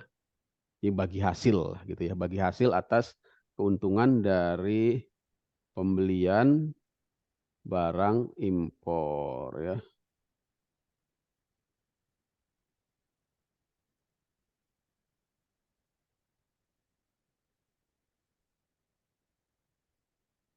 Berikutnya biaya freight, ya, pengangkutan, ya, teman-teman, ya. Ini juga menjadi komponen dari nilai pabean, ya. Dan ini yang sangat dikenal oleh masyarakat, ya, karena komponen nilai pabean itu lazim disebut sebagai CIF, ya. Disebut sebagai apa? CIF. Makanya komponen freight ini, ya, memang sudah dikenal lazim sebagai bagian dari nilai pabean. Sedangkan yang tadi, yang prosit, yang asis, yang royalti, ya, biaya-biaya yang lain itu belum dikenal, ya. Orang masyarakat, ya, yang tidak mempelajari nilai pabean, ya, biasanya tidak mempertimbangkan hal-hal tersebut, ya, hanya yang tahunya adalah freight dan asuransi, ya. Ini freight. Nah, khusus untuk freight, ya, freight, ya, ini ada yang disebut dengan norma, ya, norma atau rumus, ya. Rumus untuk menghitung freight dalam hal, ya, freight-nya ini, biaya transportasinya ini tidak dapat dihitung atau tidak dapat diketahui, ya, datanya secara jelas, ya.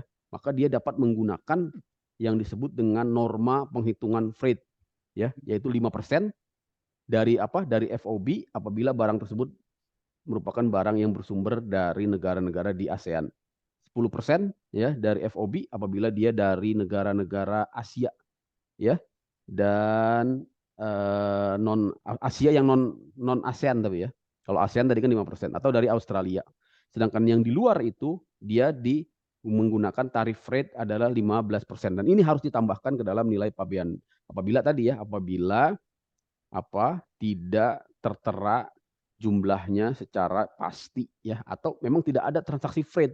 Bisa saja, ya, suatu importasi tidak ada transaksi freight-nya, tidak ada pembayaran freight. Kok bisa? Ya, tidak ada pembayaran freight. Freight-nya sudah ditanggung oleh pembeli, tidak, sudah ditanggung oleh penjual. Namun penjual tidak memberitahukan, ya, nilai freight-nya gitu, ya. Nah, itu nanti menggunakan norma saja, ya, menggunakan norma. Jangan tidak diberitahukan, ya, udah kita anggap nol aja deh. Tidak boleh, ya, karena memang harus ada nilai freight, ya. Baik dia melakukan perjanjian pengangkutan atau tidak, baik dia membayar freight atau tidak, selama dia melakukan proses impor, ya, harus ada nilai freight-nya kecuali dia sudah CIF. Ya, selama dia kondisinya masih belum CIF, masih FOB, ya, siapapun yang membayar freight itu, baik itu dibayar oleh pihak ketiga ataupun dibayar oleh pihak penjual, ya, eksportir, maka importir tetap harus memasukkannya ke dalam komponen nilai transaksi. Kalau tidak ada, maka gunakan tarif, menggunakan norma, ya, 5%, 10% dan 15%. Ini, ya, teman-teman, ya. Ini yang agak-agak rumit. Berikutnya biaya handling, ya, biaya muat, bongkar, handling menuju ke daerah pabean. Nah, ini pun harus ditambahkan selama biaya-biaya tersebut belum termasuk ke dalam freight. Kalau sudah masuk ke dalam freight, maka dia tidak perlu ditambahkan, ya, teman-teman, ya. Asuransi ini juga, ya. Kalau asuransi tersebut merupakan asuransi yang ditutup di dalam negeri, ya, atau asuransi dalam negeri, maka tidak perlu, ya, ditambahkan karena dia dianggap nol. Mengapa dia dianggap nol? Karena dia dianggap biaya di dalam negeri, gitu, ya. Karena perusahaan asuransinya perusahaan asuransi Indonesia, gitu, ya, teman-teman. Sehingga ini sebenarnya bisa memicu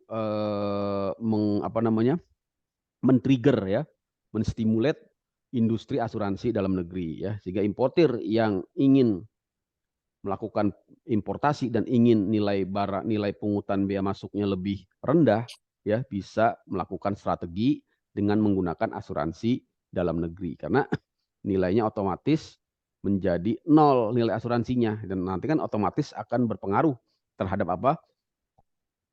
Terhadap berkurangnya pungutan bea masuk dan pajak dalam rangka impor apabila menggunakan asuransi dalam negeri. Itu ya teman-teman ya.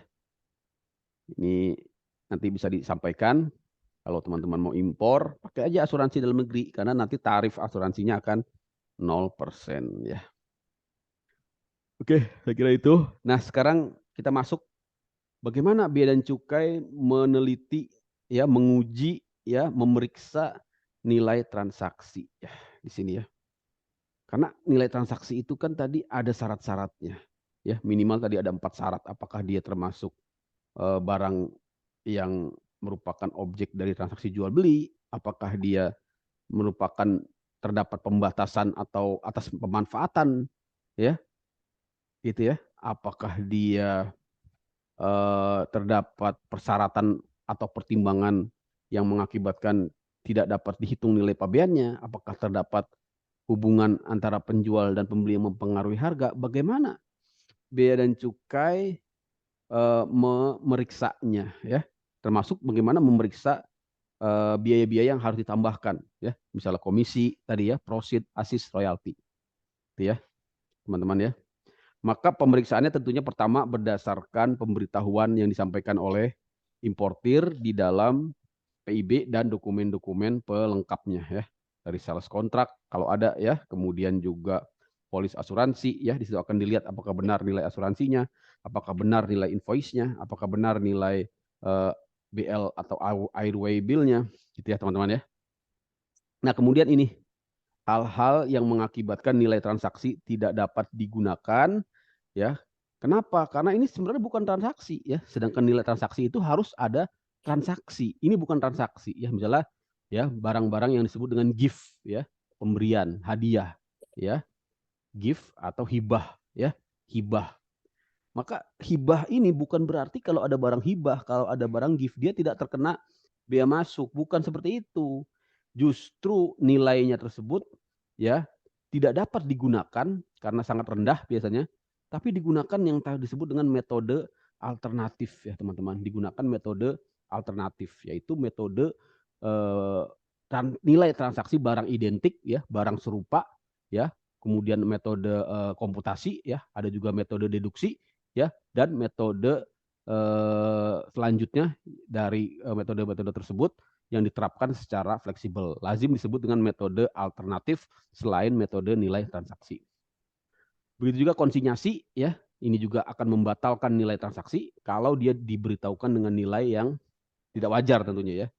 Jadi makanya kalau ada kondisi yang bukan transaksi jual beli ya, misalnya tadi barang tersebut berupa gift ya, barang tersebut berupa konsinyasi ya, barang tersebut yang diimpor oleh agen dari penjual yang tidak membeli ya. Ini biasanya juga sistem konsinyasi sama ya, atau barang tersebut merupakan barang sewa ya, bukan barang jual beli ya, atau barang tersebut diimpor oleh cabang ya, perusahaan yang bukan merupakan entitas terpisah. Jadi tidak ada transaksi ya. Ini hanya pengiriman barang saja antar cabang ya, antara induk perusahaan dengan anak perusahaannya atau induk perusahaan dengan cabangnya. Sehingga sebenarnya ini hanya pengiriman biasa, tidak ada transaksi ya. Maka jangan ditulis harganya 0 ya, atau ditulis harganya harga yang paling minim, tapi carilah metode pembanding ya, carilah metode pembanding. Bagaimana cara mencari metode pembanding ya, dengan menggunakan nanti metode yang disebut dengan metode barang identik ya. Apabila barang identik tidak ada, menggunakan metode barang serupa ya. Apabila barang serupa tidak ada, menggunakan metode komputasi ya.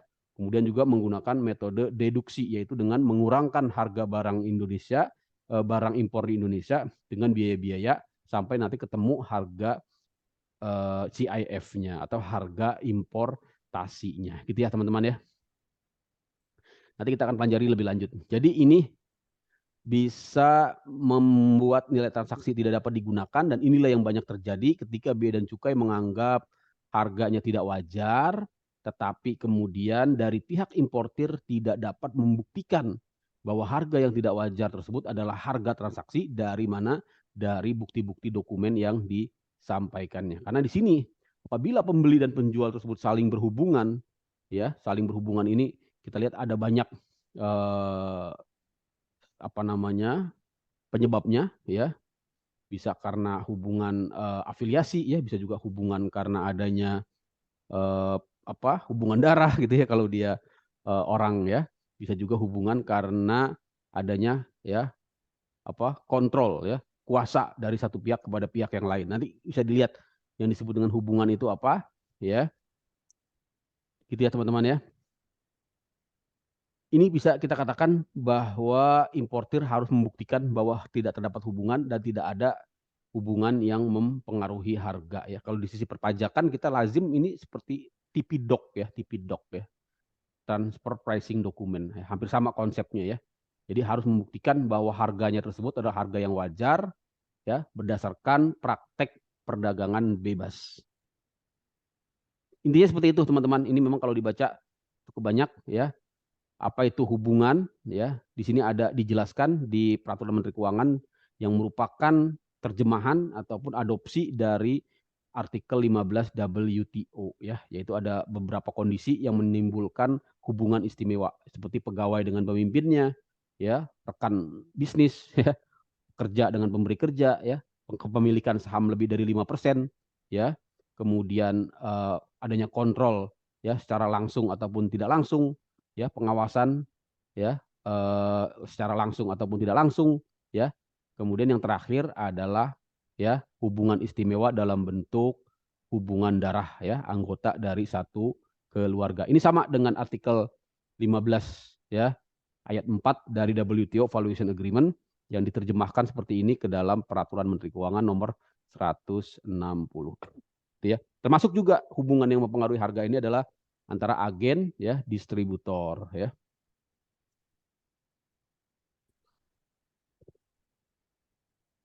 Ya, teman-teman ya. Nah, bagaimana cara mengujinya? Apakah hubungan tersebut mempengaruhi harga? Maka di sini menggunakan parameter yang disebut test value ya. Apa itu test value? Yaitu nilai transaksi barang identik dalam jangka waktu 30 hari ya, teman-teman ya. Sehingga nanti apabila hasil dari test value tersebut ya kedapatan tidak memenuhi ya, artinya di sini juga harganya ternyata tidak wajar ya. Kemudian juga dari sisi eh, fakta-fakta di sekitar eh, transaksi tersebut menunjukkan ya adanya harga yang tidak adanya hubungan istimewa ya yang kemudian bisa menggugurkan nilai transaksi. Ya teman-teman, ini memang sangat debatable sekali ya, banyak menimbulkan sengketa ya. Intinya sih kepada proses pembuktian ya. Pembuktiannya dengan apa? Pembuktiannya dengan dokumen pendukung nilai transaksi ya. Dimulai dari bagaimana terbentuknya harga, misalnya apakah ada korespondensi ya, proses penawaran ya, proses negosiasi antara importir dengan eksportir. Itu akan menentukan ini kok tidak ada negosiasi, tahu-tahu muncul harga. Nah, ini kan atau tidak ada bukti-bukti pencarian harga dari pihak importir ya. Tentunya kalau sebagai importir yang melakukan proses pemesanan barang secara wajar ya, akan ada proses dokumentasi ya, mulai dari dia mencari supplier-supplier, kemudian memperbandingkan harga, ada proses negosiasi dan itu akan membuktikan bahwa harga yang diberitahukan adalah nilai transaksi, bukan nilai yang bukan nilai yang berdasarkan hubungan istimewa. Itu ya teman-teman. Karena kalau hubungan istimewa ya biasanya seperti itu, tahu-tahu ada harga aja ya yang dari mana asalnya ya, dan apalagi harga itu biasanya harga yang sangat tidak wajar ya teman-teman. Jadi itu intinya dari nilai pabean, bagaimana Bea dan Cukai melakukan pengawasan di sini ya. Bea dan Cukai akan melakukan pengawasan. Tujuannya untuk apa? Tentunya untuk ya memastikan kepatuhan dari importir ya di dalam memberitahukan harga, karena nanti harga ini terkait dengan pungutan bea masuk ya dan pajak dalam rangka impor. Maka Bea dan Cukai melakukan yang namanya post clearance audit ya untuk memastikan harga tersebut sudah benar, tidak hanya di tingkat clearance ya, artinya pada saat importasi, bahkan ya sesudah importasi dan sebelum importasi juga dilakukan yang namanya pengawasan gitu ya teman-teman ya. Bagaimana caranya ya? Kalau di tahap clearance ini Bea Cukai memiliki yang namanya pejabat fungsional ya, pemeriksa dokumen ya, atau lazim disebut PFPD yang akan meneliti nilai pabean. Kalau di tahap post clearance akan menggunakan yang namanya ya auditor, ya audit kepabeanan atau pejabat yang disebut dengan ya verifikator ya, verifikator ya. Sekarang istilahnya penul ya, penelitian ulang penul ya, penul. Jadi selain audit di bea cukai juga ada penul ya, penelitian ulang ya. Kalau dulu istilahnya verifikator ya. Jadi bedanya apa? Kalau penelitian ulang ya, atau penul atau verifikator itu hanya dilakukan di kantor saja. Di kantor siapa? Di kantor bea cukai. Kalau audit itu ada proses datang ke perusahaan ya dalam rangka peminjaman dokumen dan dalam rangka tentunya melihat ya sediaan barang ya dalam rangka memastikan bukti-bukti yang ada di perusahaan berupa pembukuan ataupun sediaan barang. Itu bedanya audit dengan penul. Kalau penul ini sebenarnya mengulang lagi apa yang dilakukan oleh PFPD ya. Coba bedanya kalau PFPD ini di tahap clearance artinya masih dalam jangka waktu 30 hari ya. Dalam jangka waktu berapa? Dalam jangka waktu 30 hari. Sejak kapan? Sejak PIB ya. 30 hari sejak kapan? Sejak PIB ya. Kalau penul atau audit ini sampai dengan 2 tahun ya, sampai dengan 2 tahun ya, teman-teman ya. Itu bedanya ya. Jadi itulah yang dilakukan oleh Bea Cukai, melakukan penetapan dalam jangka waktu 30 hari di tingkat clearance, kemudian audit dan penul dalam jangka waktu 2 tahun ya. Kemudian ada juga eksaminasi ya. Eksaminasi ini tidak terbatas ya, karena dia juga produknya nanti akan dikembalikan lagi ke penul atau audit ya, atau dikembalikan lagi ke PFPD kalau dia masih dalam jangka waktu 30 hari ya. Ya teman-teman ya.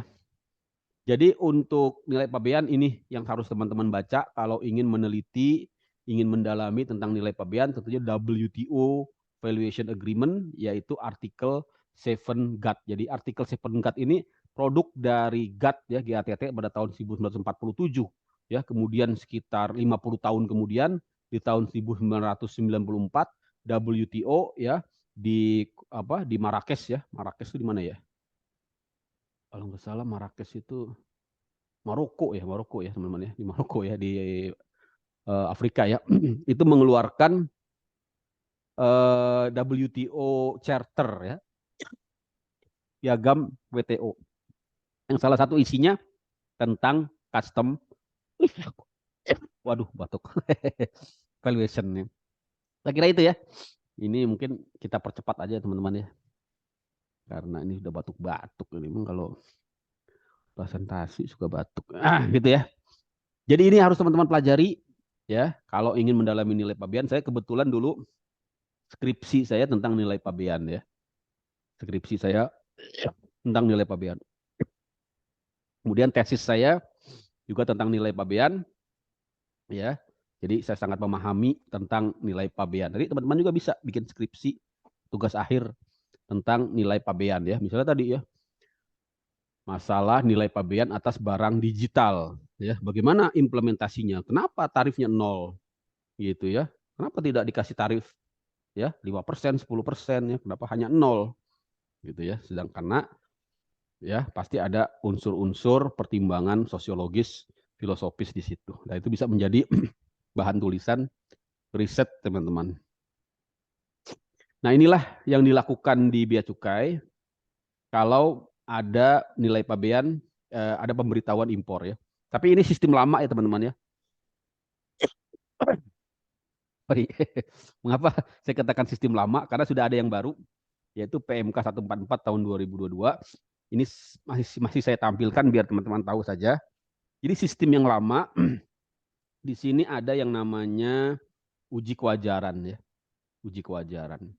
Nah, di uji kewajaran ini dilakukan oleh pejabat bea dan cukai ya, dalam hal ini PFPD. Nah, tapi di sistem yang baru nanti tidak uji kewajaran ini tidak lagi dilakukan oleh pejabat, tapi dilakukan oleh sistem, yaitu menggunakan aplikasi komputer ya. Ini sistem lama teman-teman, tapi teman-teman boleh tahu. Kalau dulu ya, bukan dulu sih, sebenarnya belum terlalu lama ya, tahun lalu ya, tahun 2022 kemarin, ini dilakukan oleh pejabat bea dan cukai. Jadi kita ya bea cukai itu akan meneliti sendiri ya, harganya ini masuk nggak sih, harganya ini wajar nggak sih, ya harganya ini memenuhi syarat nggak sih?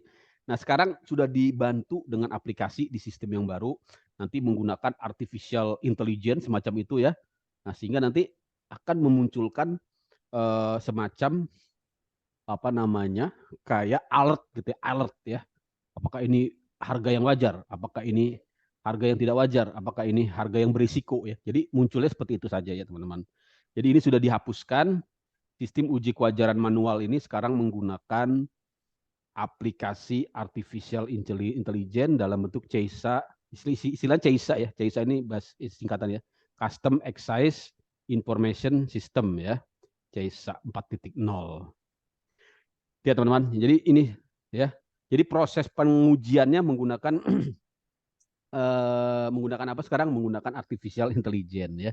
Jadi memudahkan ya petugas bea cukai tidak perlu lagi mencari. Kalau dulu kan harus mencari manual. Misalnya barangnya apa? Ya, barangnya misalnya laptop gitu. Jadi nyari ya, ketik laptop. Wah ada berapa laptop masuk selama sebulan? Wah ada 1000 laptop dicari. Wah kok harganya rata-rata laptop itu $5.000 gitu misalnya. Kok ini masuk harga $2.000?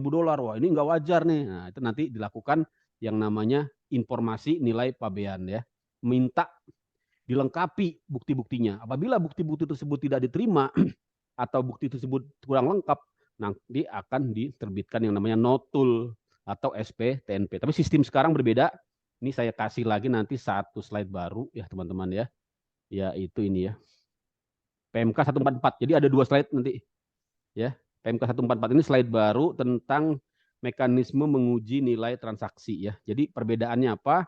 Kalau dulu ada yang namanya uji kewajaran, dengan PMK 144 ini kita lihat di sini ya, menggunakan yang disebut dengan risk assessment. Jadi bukan uji kewajaran lagi teman-teman. Ya, namanya risk assessment yang dilakukan oleh ya sistem ya secara otomasi oleh sistem. Nanti produknya apa? Produknya hanya tingkat resiko saja. Apakah barang tersebut berisiko tinggi, artinya harus didalami, ya harus diteliti ulang, ataukah barang tersebut berisiko rendah, ya. Jadi ini by system, ya, by artificial intelligence, ya. Jadi ini sudah memudahkan sekali tugas dari pejabat bea dan cukai. Itu ya bedanya. Ini yang baru nanti saya kasih slide-nya ke Bu Rosa. Ya, teman-teman harus tahu, oh bea cukai udah maju sekarang ya, pakai AI gitu ya. Memang AI ini akan mengurangi tugas nanti ya. Makanya sekarang Kementerian Keuangan termasuk bea cukai tidak lagi menerima pegawai gitu ya, karena apa? Karena zero growth ya, bahkan minus growth ya, mau dikurang-kurangin ya, karena sebagian besar pekerjaan sudah bisa diganti dengan artificial intelligence ya, seperti ini ya, penelitian kewajaran nilai pabean ya. Kalau dulu petugas ya, orang, sekarang ternyata bisa dilakukan oleh aplikasi ya, oleh AI ya, secara cepat ya, secara mudah dan lebih akurat gitu ya. Kalau orang kan suka salah ngetik ya, nyarinya duren ya, yang keluar duda keren gitu ya. Gitu ya. Wah ini kok barangnya nggak nyambung ya, karena salah ketik gitu ya, salah ketik ya. Kalau AI kan nggak mungkin salah ketik, wah dia sudah pasti ya. Tapi memang akurasinya ataupun ketepatannya juga harus diteliti ulang. Makanya produknya ini pun hanya menampilkan tingkat resiko, tidak langsung sampai ke bentuk pungutan koreksi atas pungutan negara. Itu ya teman-teman ya. Jadi sistem baru, jadi ada 2 slide nanti ya. Oke, di sistem lama, jadi itu bea cukai akan akan selalu ragu ketika ada nilai transaksi yang diberitahukan berisiko atau tidak wajar. Bagaimana cara menghilangkan keraguan bea cukai? Ini harus teman-teman ketahui bahwa di sini menggunakan yang namanya sistem ya burden of proof ya, beban pembuktian kemana? Beban pembuktian ke importir. Apa dasar hukumnya? Ini ya yang disebut dengan Decision 6.1 yang dikeluarkan oleh World Customs Organization.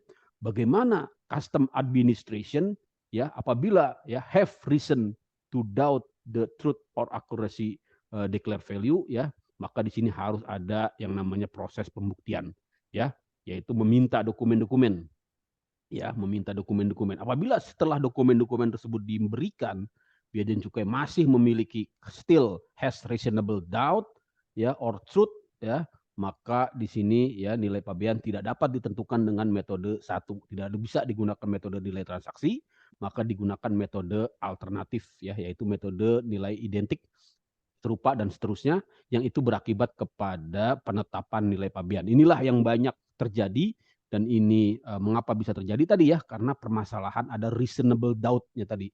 Ya, kok bea cukai sok toy ya, sok tahu harga barang saya 100 kok dibilang bea cukai 200. Ini bea cukai ngasal apa nih ya? Bukan begitu, teman-teman. Ya, ada dasar hukumnya, ada pembuktiannya. Ya, kita harga barang rendah itu kan ada asal muasalnya. Kenapa orang bisa beli murah? Tidak ujuk-ujuk orang kan bisa beli murah. Pasti ada, oh ini ternyata ada sales, ada diskon, ya, atau barangnya grade B ya, apa namanya, barangnya KW. Tapi itu kan harus dibuktikan. Kalau itu tidak bisa dibuktikan ya, hanya marah-marah saja sama bea cukai, ya tidak menyelesaikan masalah. Jadi intinya kembali ke permasalahan pembuktian. Itulah teman-teman yang ingin saya sampaikan dari sisi saya sebagai pengajar praktisi, bagaimana menyikapi masalah nilai pabean dari sisi kepabeanan. Jadi itu ya, ini tahapan-tahapannya. Ada PIB, diteliti nilai pabeannya. Apabila ada keraguan, maka bea cukai akan meminta INP ini informasi nilai pabean. Nanti dijawab oleh importir dalam bentuk deklarasi nilai pabean. Bisa juga dilakukan konsultasi. Selama ini masih ada keraguan, maka bea cukai akan membuat penetapan, akan membuat keputusan yang disebut dengan notul, ya, nota pembetulan. Itu istilah lama ya. Istilah resminya SPTNP, Surat Penetapan Tarif dan Nilai Pabean. Jadi itu tahap-tahapnya yang dilakukan oleh kami Bea dan Cukai ketika meneliti harga barang impor ya, melakukan uji terhadap nilai transaksi ya, uji persyaratan, uji kewajaran, meminta dokumen-dokumen, melakukan konsultasi, tapi ini bersifat opsional ya, tidak wajib ya, tergantung dari diskresi Bea dan Cukai apakah menggunakan tatap muka atau tidak, karena ini juga berpotensi nanti pada keterlambatan dalam pembuatan keputusan yang akan berpotensi juga pada keterlambatan arus barang tentunya ya. Dan baru membuat penetapan atau yang disebut dengan notul ya teman-teman ya. Nah, ini metode penetapan nilai pabean apabila nilai transaksi tadi tidak dapat digunakan ya karena tidak memenuhi syarat ya, maka digunakan metode alternatif yang disebut dengan metode 2, metode 3, metode 4, metode 5 sampai dengan metode 6. Metode 2 metode barang identik, metode 3 metode barang serupa, metode 4 metode deduksi, metode 5 metode komputasi, metode 6 metode yang diulang dari 2 sampai 5 secara fleksibel gitu ya teman-teman ya. Jadi intinya itu barang identik apa? Yaitu barang yang sepenuhnya sama persis ya, identik kembar gitu ya, kembar identik ya. Jadi sama sekali tidak ada perbedaan ya. Misalnya laptop ya, handphone lah gitu ya, handphone iPhone ya dengan iPhone berapa sekarang udah? iPhone berapa sih? Saya nggak punya iPhone ya. Adanya Oppo ya. Pokoknya sama lah gitu ya. Misalnya saya ini handphone saya apa sih ini Oppo ya. Oppo apa nih ya? Oppo A95 ya. Nah, berarti barang identiknya sama Oppo A95 juga ya. Nah, kalau barang jadi barang identik itu barang yang benar-benar sama ya.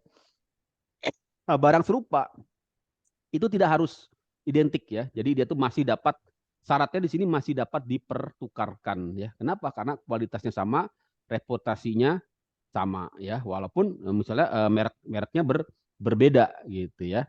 Dia dianggap sama, kenapa? Karena dapat dipertukarkan gitu ya. Gitu ya, teman-teman ya. Jadi itu intinya barang serupa artinya sedikit ada perbedaan tapi dia dapat dipertukarkan karena fungsinya sama ya. Dapat dipertukarkan. Misalnya Oppo ini ya.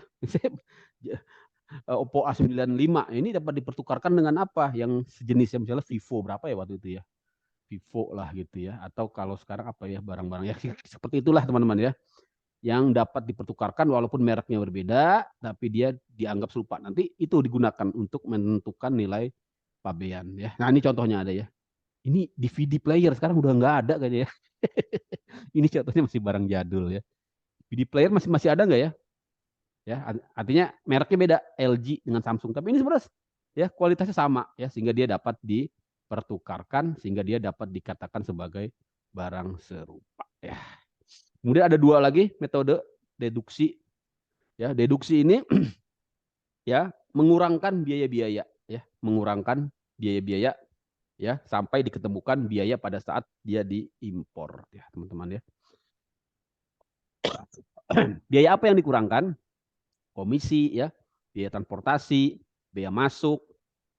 Biaya transportasi ini transportasi di dalam negeri, ya. Biaya cukai, ya, pajak dalam rangka impor dikurangkan terhadap harga barang di dalam negeri, ya, harga jual, harga pasar di dalam negeri, sampai nanti akhirnya ketemu data, ya, barang impor pada saat barang tersebut diimpor. Intinya itu ya teman-teman ya. Ini agak detail ya, tapi ini saya percepat aja. Nah, ini ada contohnya bagaimana cara memilih harga pasar ya. Cara memilihnya apa?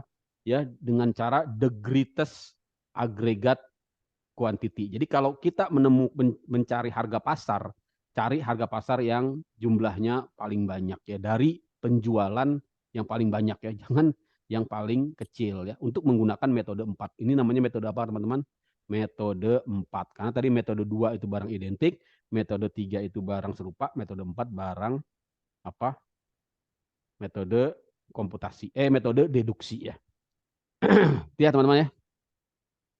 Jadi sumber datanya ya bisa dari 3, bisa dari importir tersebut ya, bisa juga jadi apa, harga dari harga satuan ya, dari harga satuan, dilihat juga kondisi barangnya pada saat diimpor ya. Jadi ini hierarki pemilihan sumber ya. Jadi ada yang bersumber dari importir ya, kemudian kondisi barangnya pada saat diimpor, tingkat barang menurut hierarki penetapan nilai pabean ya, bisa barang yang bersangkutan, bisa juga barang identik, bisa juga barang serupa ya teman-teman ya. Jadi metode deduksi itu ya, apa itu kendalanya? Penentuan unit satuan yang terjual secara area agregat. Akhirnya ini memang menjadi dispute ya, teman-teman ya, karena banyak harga tersebut dinilai terlalu tinggi oleh siapa? Oleh importir ketika bea cukai menggunakan metode deduksi ini. Nah, sebaliknya metode komputasi itu menggunakan apa? Kalau tadi metode deduksi mengurangkan, metode komputasi ini dengan ya menyusun ya unsur-unsur biaya sehingga diperoleh harga shift di daerah pabean. Jadi kebalikan dari metode deduksi ya, menggunakan akuntansi di sini ya, yaitu GAPP ya, General Accepted Accounting ya, Principle ya, menggunakan prinsip-prinsip akuntansi yang diterima di negara produsen. Jadi harus ya menggunakan basis pembukuan akuntansi ya untuk menghitung metode komputasi untuk menghitung harga barang. Gitu ya teman-teman ya. Jadi menghitung dengan apa? Cost structure, istilahnya cost structure-nya ya, atau BOM ya, bill of material-nya. Sehingga ketahuan berapa harga barang tersebut dari cost structure-nya ya. Caranya bagaimana? Tentunya meminta informasi ya, struktur biaya dari siapa? Ya, dari eksportir ya, yang tahu adalah eksportir ya. Makanya ini menjadi berat karena ini harus melibatkan pihak penjual di luar negeri ya. Bagaimana cost structure-nya ya, COGS-nya itu ya bisa tersedia ya. Jarang metode komputasi ini digunakan ya, rata-rata biaya cukai menggunakan metode 2, metode 3 ya, langsung ke metode 6 gitu ya, karena ini harus melibatkan ya eksportir di luar negeri untuk menyusun biaya, menghitung biaya secara metode komputasi ya, harus datang ke luar negeri sana ya. Itu ya, kemudian ada yang disebut dengan metode pengulangan atau fallback ya, atau disebut juga metode 6 ya. Metode 6. Jadi sama seperti metode 2 sampai metode 5 tadi, cuma bedanya di sini digunakan secara fleksibel ya. Fleksibel ya. Fleksibel itu ya misalnya tadi ya bisa menggunakan harga pasar dari apa namanya? Retail ya. Kemudian untuk metode deduksi metode barang identik bisa menggunakan data harga yang sampai 90 hari ya, tidak harus data harga yang 30 hari. Untuk metode barang serupa juga demikian. Tapi di sini ada pengecualian, ada larangan yang disebut dengan restricted method ya, metode terlarang, yaitu tidak boleh menggunakan harga ya untuk penghitungan nilai pabean tidak boleh menggunakan harga jual di dalam daerah pabean bagi barang yang diproduksi di daerah pabean. Jadi tidak boleh menggunakan harga jual barang dalam negeri, ya, barang produksi dalam negeri. Tidak boleh juga menggunakan harga patokan, ya. Harga patokan ini artinya apa? Ya, harga yang tidak boleh lebih tinggi, ya, menetapkan nilai pabean lebih tinggi, ya, apabila terdapat dari dua alternatif. Jadi harga patokan ini tidak boleh, ya, atau harga pasar di negara pengekspor juga tidak boleh, ya. Dulu ini sempat pernah digunakan, tapi sekarang sudah tidak boleh lagi, ya. Biaya produksi juga tidak boleh selain metode komputasi tadi, ya. Metode komputasi ini artinya biaya produksi di negara pengekspor, ya, bukan biaya produksi di negara pengimpor, gitu, ya. Biaya barang ekspor ke negara lain juga tidak boleh, ya. Harus barang ekspor yang diimpor ke negara Indonesia, ya. Nilai pabean minimal ini nilai harga patokan ini juga tidak boleh, ya.